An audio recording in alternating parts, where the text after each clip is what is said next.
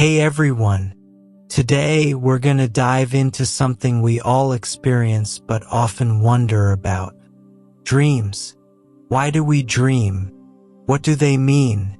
Should we take them seriously or just brush them off? Let's explore the truth behind dreams and uncover why most of them are just random clutter from the subconscious mind, while only a small portion actually holds deeper meaning. Dreams are a natural part of our sleep cycle. They happen when our brain is in REM, rapid eye movement sleep, and they can be anything from wild and chaotic to super realistic. But here's the truth. Most of the dreams you have aren't some deep, mystical message. They're just your mind processing thoughts, emotions, and random stuff from your day. The subconscious mind is always working behind the scenes. When you dream, it's like the subconscious is cleaning house, shuffling through the day's experiences, worries, and memories. Most dreams are simply your brain's way of making sense of emotions, things you've seen, or situations you've experienced, without much depth or meaning. Think of it like this. If you were binge-watching a series or stressing over a work project, don't be surprised if those themes show up in your dreams.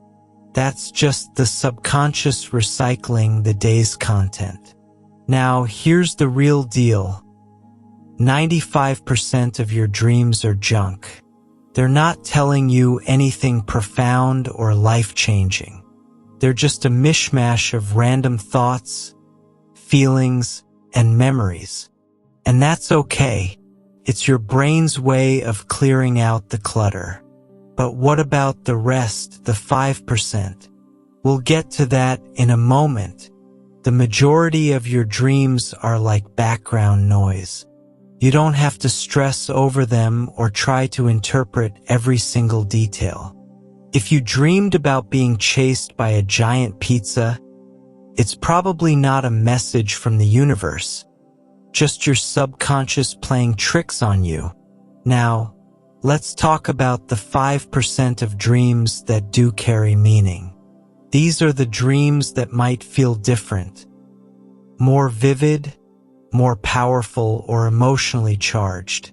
Sometimes, we call these prophetic dreams because they seem to give us insight or a glimpse into something deeper.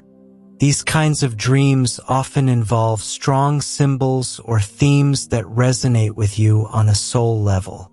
They aren't random, and you'll usually feel that they carry some importance. It's like the universe, or your higher self, is sending you a message through the dream. But remember, these dreams are rare. You won't get them every night. One thing to be aware of is how the ego can latch onto dreams. The ego loves drama and meaning, and it might convince you that every single dream is significant. But this can lead to unnecessary confusion or even anxiety about what your dreams are trying to tell you. If you find yourself obsessing over every dream, remember this: most dreams don't mean much. It's only when a dream feels deeply significant that it might be worth paying attention to. The key is not to let your ego convince you that every little detail is important. From a spiritual perspective, dreams can sometimes offer us insight into our deeper self. Some people believe dreams are a way for our soul or subconscious to communicate things we aren't consciously aware of during the day. But again, it's important to remember that most dreams aren't mystical or prophetic. They're just your brain processing life. Some dreams, though seemingly chaotic or nonsensical, are actually carrying symbols that reflect important aspects of your day-to-day life. They are like a language that your subconscious mind uses to communicate with you, offering insights and guidance that can be highly valuable if you're able to decode them. These symbols can point to ideas that have been floating in your mind but haven't yet fully formed. They can reveal your hidden gifts and talents that you're not consciously aware of, or they can highlight strengths that you haven't been giving enough attention to. On the flip side, some symbols might also reflect weaknesses, areas where you are holding yourself back, or even limitations you've placed on yourself that need to be worked on. But here's the thing, you don't need to panic or get anxious when these symbols show up in your dreams. It's important to realize that your subconscious is not trying to scare or overwhelm you. Instead, it's simply trying to give you clues, breadcrumbs to follow, to help you grow and evolve. So instead of worrying about what every little detail in your dream might mean, take a step back and ask yourself, what part of my life is this dream trying to point me towards? Is it telling me to take more risks? Is it showing me a skill I've been ignoring? Is it reminding me of an unresolved issue I've been avoiding? The symbols in your dreams might come in various forms.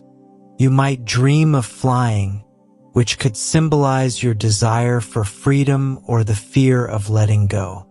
You might see yourself in a classroom, which could indicate that you need to learn something new or that you're about to enter a period of personal growth.